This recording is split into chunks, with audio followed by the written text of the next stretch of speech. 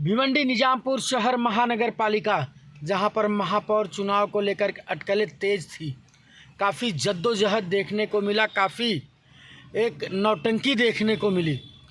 लेकिन जिस तरीके से यह महापौर का चुनाव संपन्न किया गया, नारायण रतन चौधरी जो कि महापौर पद पर विराजमान हुए, उन्हें 48 मत मिले और जब महापौर बनके उनकी वो चुने गए तो किस तरीके से उनके समर्थकों में एक उल्लास का माहौल दौड़ पड़ा।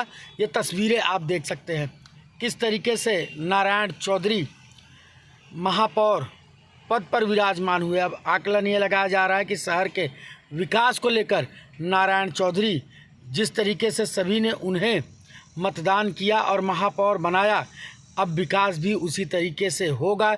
इस तरीके की सभी ने एक आशा प्रकट की है। लेकर चलते हैं हम आपको वहां का तस्वीर दिखाने के लिए।